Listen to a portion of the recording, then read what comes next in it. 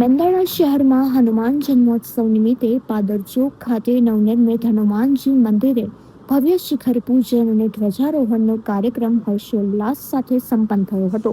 હિન્દુ ધાર્મિક ઉત્સવ સમિતિ દ્વારા આયોજિત આ મહોત્સવમાં શાસ્ત્રોક્ત વિધિથી મંદિર પર પ્રથમવાર ધર્મધ્વજા લહેરાવવામાં આવી હતી. આ પ્રસંગે હનુમાન ચાલીસાના પાઠ, મહાઆરતી અને વિશાળ ભંડારાનું આયોજન કરાયું હતું, જેમાં હજારો ભક્તોએ મહાપ્રસાદનો લાભ લીધો હતો. સમિતિના પ્રમુખ નરેન્દ્ર સોલંકી અને તેમની ટીમની જહેમતથી સમગ્ર મેંદરડા પંથક ભક્તિમય બન્યો હતો.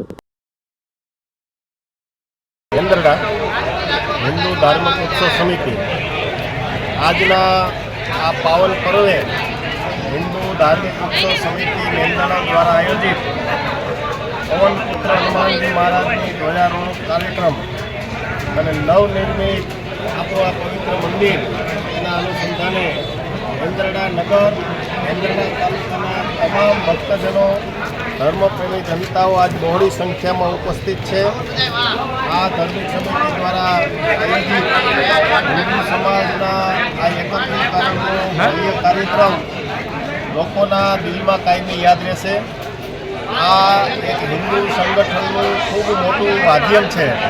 કહેવાય છે, જાગ ઉઠે हम हिंदू फिर से, विजय ध्वजा फहराने, अंगड़ाई में चले रहे, बाके कष्ट मिटाने.